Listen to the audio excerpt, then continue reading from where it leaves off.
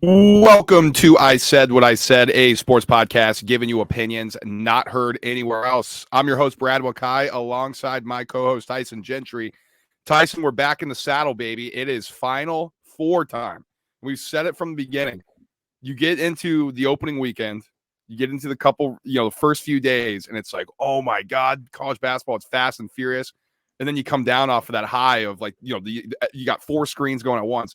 And then it feels like, man, it's still going on. Like the Final Four is this weekend. Oh, geez. It takes me a second to snap my mind back into it. After the Elite Eight, you kind of you get a breather, and then it's like I'm itching for those games. I want them to be, Wednesday of the following week or whatever. Like we're watching the games during the week. I get putting it on Saturday. You don't have any competition, but come on, man. There's nothing. I'm not going to watch the Mets. Oof. Hey, they got their first one in extras. About time. Because, of course, when I not extras late, it wasn't extras, yeah, it was late ninth because I took them in the first game of the doubleheader, Tyson, and of course they're up 3-0, lost it, not touching them in the second. Then Alonzo finally hits a dinger, they tie it up, and then they walk it off. I'm like, what are you gonna do? Well, that's enough baseball talk. This is all about the Final Four. We got 30 seconds of baseball talk. We hit our quota. That's enough. That's enough. We're going to dive into the Final Four. And so I think interesting matchups aesthetically here, Tyson. One, we'll talk about this before we break the games down, and then we'll give some picks out at the end and money-making time. What do you think of this group here in the Final Four? We got our Cinderella and NC State. We got our Giants and Purdue and Connecticut. And then we got Alabama, who feels like the team that got hot at the right time alongside NC State. What's your assessment of this group? Yeah, I mean, it's the big man is back. I mean, we all know that. That's all anybody's talking about. We got Klingon, we got DJ Burns, and obviously we got Zach Edey. Bama is doing it a different way, but it's more fun the Alabama way, and it's more fun the Mark Sears way. And I think that is something to watch here as they go against UConn. Is can this team just shoot the lights out one more time? Because that hasn't been necessarily the recipe for each of their tournament games. But if you go back through really Nate Oates' entire tenure at Alabama, it's like sometimes this team just doesn't miss threes. UConn is probably, the worst matchup to go against when that's the way you want to live and die on the basketball court. But if it works, it works. I personally, this has been, I think, the most aesthetically pleasing tournament for me to watch. I think the basketball has been really good. I'm not buying into everybody's talking, the ratings are down compared to the women's tournament, and it's because of this, that, and the third, and the way they play and all that. I'm watching these games, man, and I'm like, this is a higher level, at least at the tippy top than we've kind of become accustomed to. Like, this UConn team is steamrolling last year's UConn team. And this UConn team might steamroll some North Carolina teams and things like that in the past. And then, you got Purdue here. We said it the first show that we did in the preview. We said, this is the year Purdue walks to the Final Four, and we're going to be pissed about it. I didn't pick it. Did you? I did, yeah. I had Purdue. I'm glad one of us stayed with the gumption because it just felt like, there's only two ways to win a national championship in college basketball anymore, and that's to lose to a 16 seed and come back. It's a 100% success rate. You win the next year, or apparently have Dan Hurley as your head coach. And so the third one, and it's less often done, but 5 wins in 5 days, and that's what North Carolina State has cooking. So we have kind of all of the recipes that we've seen over the last 10 years on ways to win national championships, and teams are doing it differently. It does kind of feel like that Dragon meme, where there's like 3 strong ones and the fourth one kind of looks a little interesting. And I'm trying to figure out if that's Alabama or NC State. Well, I think on paper it's NC State, yet they've proven everybody wrong continuously getting to this point. I mean, let's not forget, they wouldn't have been here if they didn't beat Virginia at that fluky ending, right? In the ACC tournament. Like, we got to go that far back, like the beginning of March. and they're on this incredible run. And it feels like, and we'll dive into this a little bit more on the breakdown itself for NC State Purdue.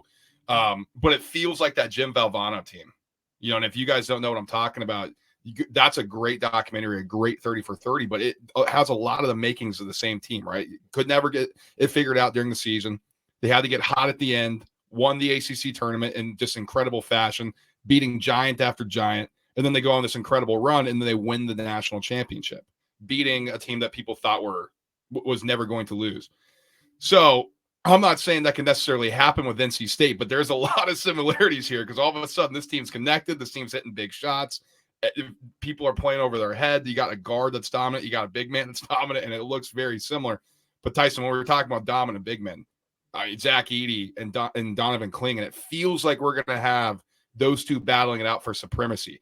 And it's like they got this new King Kong Godzilla movie. I don't even know if they're battling anymore, if they're teaming up. I don't know what it is. I think they're teammates. Are they teammates this time? Okay. Well, in this version of Godzilla King Kong, we're going to have Zach Edey versus Donovan Clingan. It feels like, but we'll break it down and we'll kind of give you our thoughts and, of course, our picks. But I agree with you. Tyson, I think the age of college basketball, like we went so one and done happy for a while, that I think there's a lot of roster turnover. It feels to me like there's been more kids staying for their sophomore years and beyond. Do you get that sense as well? Yeah, I think part of it is like the part that's confusing to kind of the general public, even us at times. I'm not like I watch a lot of college basketball, but I'm not up on the ins and outs of every single program. Um, it's a bunch of dudes from other places for the most part on a lot of these teams. And I think that makes, these tournaments like this a little bit more difficult to kind of prepare for in a one-off. Obviously, you have the film and all that stuff, but you got to go back to somebody's sophomore year, like for DJ Burns, like nobody's watching Tennessee tape or anything like that. But this isn't like an NC State. Yeah, this isn't a North Carolina State stalwart that we've seen now for 3 years, and we know how he operates in the system. So not to say they're catching people by surprise because of that, but I do think it plays a bit of a role. It's not AAU basketball because these guys play 40 games with each other, and so there's plenty of sample size and all that stuff. But that, I think, is the main change. Quickly, you mentioned Clingan and Zach Edey. This is what I've been kicking around in my own brain. I don't think they're in the same class as college basketball players. Like Zach Edey, back-to-back player of the year. He's the man. Everybody knows that. But I think Donovan Clingan is going to be better than in the NBA. What do you think? What do you think about that? Well, so the concern about Edey is, he plays like the old school big man, and it's like there's really not a place for that in the NBA. Now, according to Matt Painter, he can actually stretch the floor. They just don't ask him to do that at Purdue. Now, is that the coach just, kind of going for his guy and pushing him to the next level? Not sure. We'll see in the workouts. But I'll say if Edey can shoot, I like him in the NBA. If he can shoot short corner even. The guy's a solid defender. His feet are good. So I think if you can combine that a little bit with some shooting, it could be solid there. But they kind of play similarly, Tyson. It's like they're both good rebounders. Both are solid down low. I think Clingan, if he can be more laterally quick, he's going to be able to defend at a higher level. But it's all going to come down to the jump shot. Yeah, right now when I look at him, I look at Clingan's footwork and I go, that's a guy that can make it work at the next level. And I look at Edey's footwork and I go, there's going to be some dudes playing the four that you're going to get switched onto or whatever. They're going to give you problems that maybe they won't give Clingan. The thing that kind of balances everything out is when you can touch the rim with your feet on the ground. It makes life a lot easier. But this tournament has certainly made me appreciate one Victor Wembanyama maybe more than I did before it started. I'm watching some of these dudes out, like I'm watching Clingan and Edey, and I'm like, Victor Wembanyama is these dudes' age. He's the same height. It doesn't even look like they're playing the same sport.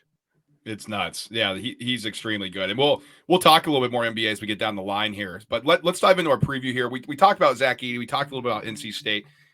Matchup-wise, what I'm looking at is Purdue going to be able to make DJ Burns uncomfortable on the defensive end? Duke wasn't able to do that. Like I thought it was strange. They just didn't put Burns into a lot of pick and roll sets. For Purdue, I don't think they're really going to do that a lot either. Like I think they're going to just put Zach Edey on the block and say go to work. Maybe when Edey comes off the floor, they'll move more into let's attack Burns. But Kevin Keats at NC State, he can just counter by pulling Burns off the floor when Edey's off the floor. So that's my number one thing I'm curious about. And the other, NC State doesn't turn the ball over. Is Purdue going to be able to kind of rush them, or are they going to be flustered because their guards have had turnover issues? Is NC State going to want to press? They're going to want to get into them. Those are the two biggest things on my mind. What do they do offensively to attack Burns, and how are the guards going to handle this type of environment, whatever game plan is thrown at them? Because we've seen both teams kind of go both ways here. Yeah, and North Carolina State on this run that they've been on, they don't turn the ball over. And I think that's always going to give you a leg up, especially in college basketball. How many times just in this tournament have we seen an ill-timed turnover with 3 minutes left that just kind of changes the entire complexity of a basketball game? And that's like if they limit turnovers, I think they're in a good spot here. Purdue's guards have been sporadic, I think, throughout the tournament. Like there's times in that Tennessee game where it's like, man, I thought these guys were shooters. And then there was times in that same Tennessee game where it was like, oh, they're never missing again. And so that's kind of the rub here. It's not a mirror match, but it kind of feels like one, right? Like Purdue is going to play more through Zach Edey, obviously, than any other team that NC State's faced that's going to play through one player. Armando Bacot's a great player, and the ACC is a different thing, right? The great players on Duke, it's a different thing with the National Player of the Year. Does Matt Painter have a coaching advantage in the Final Four? Yeah, well, I think he does. I like Kevin Yeah. Keats when he was in. He's at Wilmington, UNC Wilmington, but you got to give it to Painter. I mean, I know the tournament collapses and those losses, they're a stain, but he's been an incredible coach in the regular season. He's been really good. Keats was, on the hot seat 3 weeks ago. It was like, this dude's losing his job. Now they might build a statue depending on how the next week goes. But in this matchup, it's just limiting. What North Carolina State has done really well against Duke twice and North Carolina and Virginia and stuff is limiting teams on offense. And some of that, like in that Duke game, the defense was good, but there was a lid on the rim, and like the shots were open, they just weren't going in the hoop. And I don't know what's going to happen, obviously, but I feel like if you give Purdue those same looks and with the gravity that Edey has, slow rotations will be the death.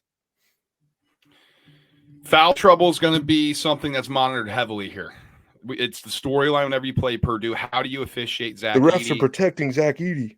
Right. And so if Burns gets in the foul trouble early, Tyson, I think this one could get ugly. And I think that may happen. They just haven't experienced something like this. But we've been saying that about NC State for a long time. I'll save my prediction. I'll save my bet for money-making time. But I just want to throw that out there before we move on. I'm with you. Alabama, UConn. Main event. Extremely interesting. Because what I see on this one is Nate Oates is going to do things differently than what Illinois did. I think Illinois was the guinea pig for what Alabama was like. Okay, if they can do these sorts of things, we'll see if we can try it. They just like put their head down and attack the rim like idiots. Like they looked like they had never played size before. It was truly mind-boggling. And then you have Brad Underwood saying, if they block us 100 times, they block us 100 times. That's fine. I agree. You shouldn't just be out there chucking up threes and being like, we're scared to go in there. But you don't just put your head down and not like attack the rim like you normally do. It's not like Illinois hasn't seen size. They play in the Big Ten. I was shocked by their game plan. But I think Alabama's going to do it, which is going to help them in this one that Illinois couldn't. They're going to go 5 out. If you see the shot chart that Alabama has, it looks like an NBA game. They don't take mid-range jumpers. Everything's at the rim. Everything's threes. They are going to live and die with it. And they don't care. The thing about other teams, Tyson, I think in college basketball, as a quick aside, they kind of know, and the coaches are pretty old school, like, man, we're missing threes. We're kind of getting nervous. And I think the players feel that. They're like, oh, should we be taking these? That's not the case at Bama. They have no conscience. They're going to chuck up threes. They're like, that's how we play. They're confident that even if they miss early, we saw that against North Carolina. We saw that heading into the Final Four, that they're going to get hot and they're going to go in. That's what I think could be the saving grace here. Now, on the flip side, UConn, the way they can defend the perimeter, I think it is going to push them and force Alabama to struggle a little bit here. But, I mean, you love UConn here. What are you seeing from their perspective? What are you seeing from Bama's perspective? Well, it's just like a full-throated, we're going to kick the crap out of you and try to beat you by 30 points that, a lot of these teams, and it sounds so stupid on the surface, and I understand that. But there's something tangible going on with like, hey, we're up by 20 right now, but we want to win this game by 30. And like, we're seeing dudes playing a little later probably than they should until the human victory cigar gets put in at the end of the games for UConn. As soon as Hurley comes in the game, it's like, man, this thing is he's never lost in the game that he's got minutes in, right? I think that's correct. I think so. You would imagine, right? And when they lose to Creighton, to end the regular season, not to end the regular season, but at the end of the regular season, it's kind of like, oh, maybe there's a little crack in the armor there that teams can, exploit. And then they've won 11 in a row and they've covered in 10 of those games. And of the games that they've covered, they have blown that number out of the water.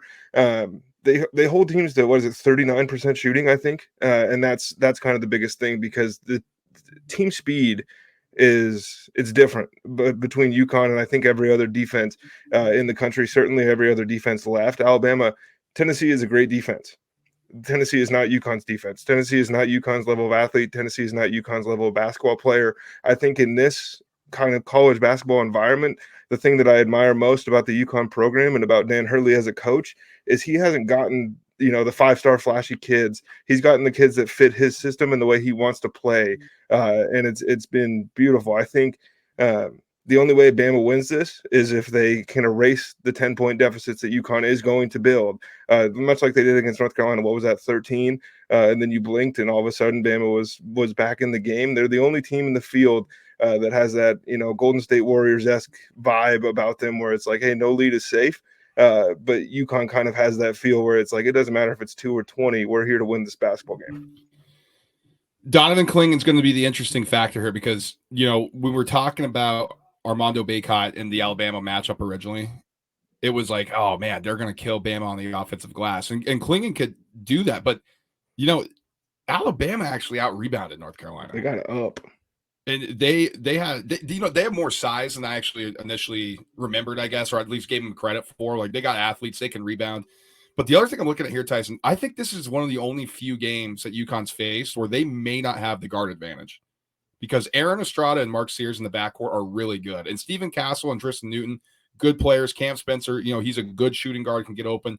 Caravan, more kind of that wing type. But, I mean, it's hard for me to go against what Estrada and Sears have done in this tournament.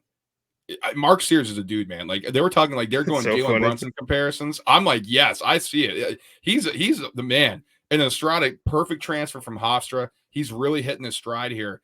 He's kind of struggled early on and, showed that he should have been playing at the SEC level when he transferred in. And now he's taking his game to the next level, and it's taking this team to the next level.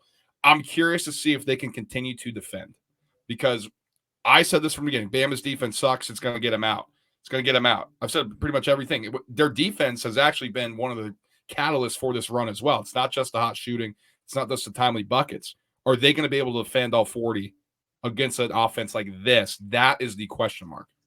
And it's back cuts. It's the same way that Illinois got crushed in that 30. I mean, there was 10 free layups in that 30-0 run. So maybe it wasn't all back cuts, but they were just getting to their spot and kind of, getting to dictate pace and all of those things. I think that's where Estrada comes in. If he plays controlled like he has been, I mean, that North Carolina game, it was kind of a masterclass, like until, stuff hit the fan and then they started going down. But in that first half, for the first 10 minutes, it was like, this is a dude that's going to control this entire game the way that he's got it going right now. It's just UConn might be the only team in the country that can say, you know what, if you want to go 5 out, we're sticking one on your chest for everybody that you have. And as soon as these guys get tired, we're throwing 5 new ones in. And I think that, there's a lot of college coaches and a lot of coaches in general that kind of prefer to have a 7-8 man rotation because when you have if you have 12 dudes, you don't have any, right? That's always been the saying. They kind of, not spitting in the face of that, but being like, hey, I got 10 guys that can fill roles, and that's invaluable.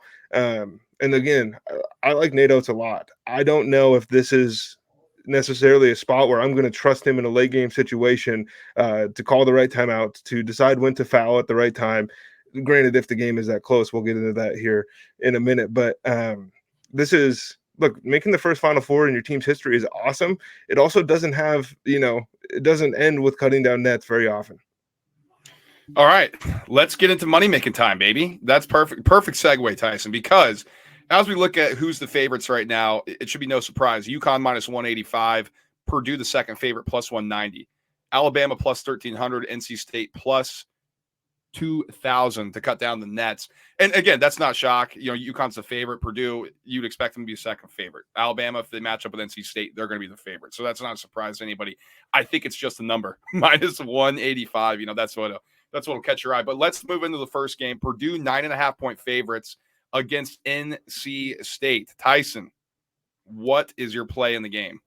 I'm going with under 146.5.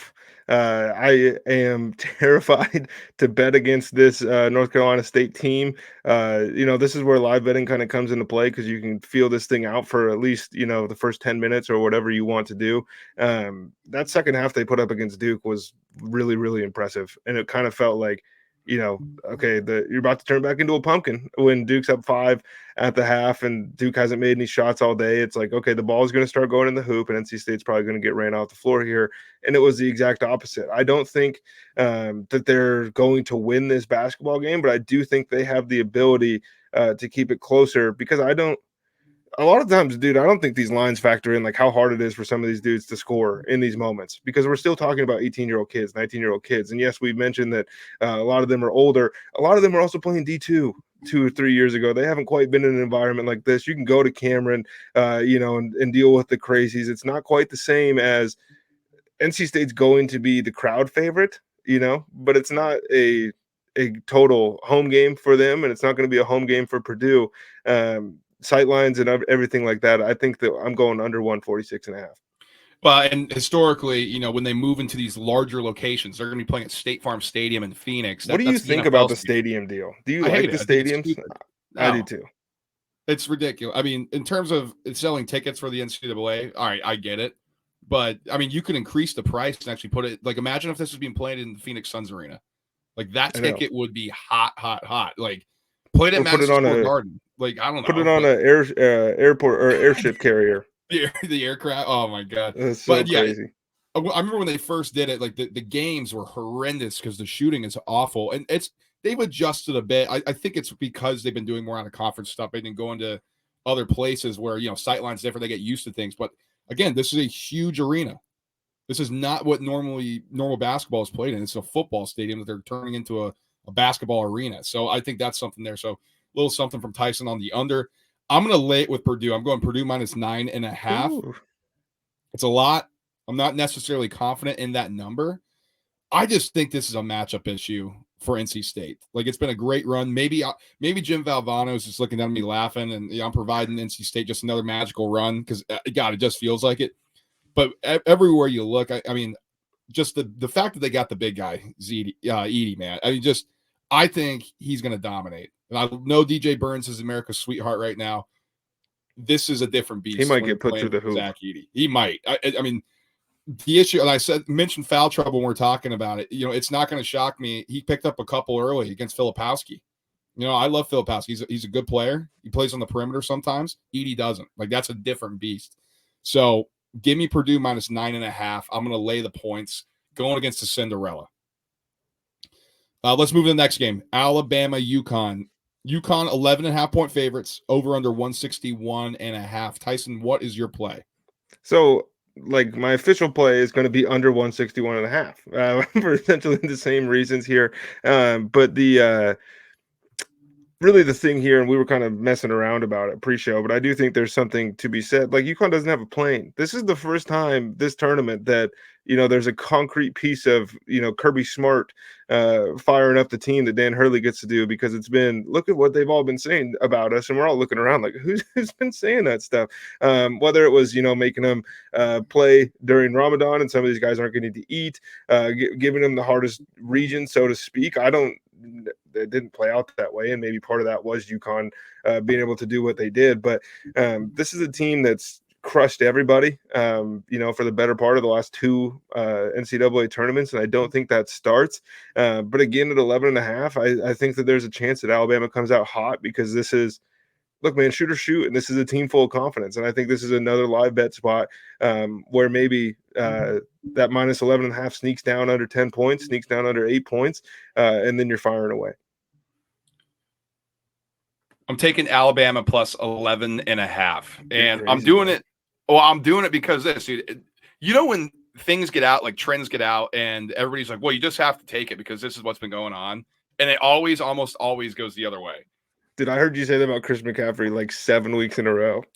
Not this touchdown stuff, right? I mean, just kidding. Nobody's laying like minus 200 if you're an amateur and be like, yeah, I'll put $5 on minus 200 so I get back $1. Like, but these are the ones that's like, okay, minus 114 here on FanDuel for Connecticut laying the points. Okay. They blow everybody out. They won by 30. This is crazy. This is free. You'll hear that all the time. And maybe it is, right? Like, that's the thing. It's gambling. You don't necessarily know. I'm going to go the other way. I'm going to take Bama plus the points. I think the matchup-wise, people are just saying Klingen's going to dominate, and he might. I think there could be an argument, too, that Alabama's going to get good looks. Alabama's going to be able to spread out this team. Alabama's going to be able to score the ball and put Connecticut in positions they haven't been in before. Now, it could play out completely different, of course. But again, those things combined with everybody just saying this is free, this is, oh my God, I can't believe the price like this. I'll take a shot on Alabama here in a big game when, UConn could get tight. Everybody's been telling them for the past week how good they are. And you're on campus, you're back with everybody. Oh my God, you guys are dominating. You guys are so good. The playing thing's one thing. Yeah, that could get them motivated. But Tyson, that's one incident. You're sitting there for a week. Nobody can play with us. Nobody could beat us. We're the best. We're going back to back. Maybe the week of that softens up the mind a little bit more than, we don't have our luxury plane that we got booked from the NCAA. Man, I think we got different Dan Hurley opinions, maybe. I do want to, like, the Klingon thing has been super funny to me because I think the only game he's truly dominated was the Elite Eight. And I think that's where, people are kind of grabbing this stuff from. This isn't like, he didn't necessarily struggle against San Diego State, but what he finished that game with 8-8 with like 2 blocks. That's not the same, the way he's being talked about. So there's a chance that he dominates Alabama. There's also a chance that we get another 8-8 game, and things are a lot tighter because Alabama can actually score the ball, and like San Diego State was able to do. But again, look, defense wins championships, right? That's a saying and all that stuff, and it's super fun, and it's fun to say. It very rarely takes place because at the end of the day, everybody can score. UConn is one of the first teams that I've seen go on a run like this where it's like, oh, they're out shooting you and they're holding you to 20%. Unlike, Tennessee, go back to 2018 or whatever, where it's like, man, this team can guard anybody, but they can't score. We've seen it the last 2 tournaments with Marquette. That's kind of my main feeling on this UConn team is like they put the ball in the hoop, and I think that's kind of being slept on a little bit. Yeah, no, their offense is fantastic. Also, we'll close out here. I think it's funny too. The perception that Dan Hurley gone from this guy can't win in the game to this guy never loses. Like he's always been the man. He's always. I'm so pissed that everyone else is. No, everybody else is hopping off or hopping onto this take with us. I'm like, man, right? Where were you guys at when people were calling for his job in stores? Crazy. Yeah. How crazy is it? They're both back in the Final Four. Right. I mean, it's ridiculous. It bucked the trend. The last time they did it was Florida when they went back to back. So maybe that's what it is. It's a cycle. 17 years. I think 2006, 2007. Yeah, something like that. Holy smokes, man! I'm getting old. I know, that's for sure. Okay, Tyson, you're probably gonna be live betting a lot of this stuff. We got baseball going on. We talked about it at the start. Where can they find any of the rest of our picks that they're looking for? By now. It's in the Chalkboard app. It's in the App Store, Google Play, wherever you download your apps. Group name is ISWIS, presents the Roundtable Bets. We'll let you write in. It's free. Brad mentioned whatever you're playing. Man, the NFL draft is at the end of the month, okay? And we're about to get so much smoke. We have a Will Levis-esque rise from JJ McCarthy up the betting boards. Are you buying into it? Are you not? And let's really the name of the game, man, is let's nail where some of these kids are going early, and let's get the team right so we can hit those big money things. Because I'm not interested. Oh, Caleb Williams is going number 1 because I don't have the pockets to make that worth it. But once we get into where's Marvin Harrison Jr. going to go, where's Malik Neighbors going to go, those are fun things, and you got to start thinking about it now because if you're doing it on draft day, you're too late. And in the meantime, like, subscribe, and share the show so that when we start getting back into the football stuff, it's coming later this week, by the way, that you don't miss anything. Whether it's you're listening on podcast form, Apple or Spotify, hit that subscribe button. And if you're on YouTube, subscribe as well. Share the show. We really appreciate the support. And of course, you can always stay connected with us on our social medias, X, Instagram, and TikTok. It's all the same at ISWIS_pod. Like Tyson said, we're diving right back into the NFL draft because after Monday, college basketball is over. Then it's NBA time, but it never stops in football. I mean, geez, we got college football news. Transfer portal's about to heat up as well again. So we'll have you covered on that front. We're football junkies. We know you guys are too. So we'll talk some hardcourt. We'll talk some football. We'll be with you every step of the way. So until then, guys, peace.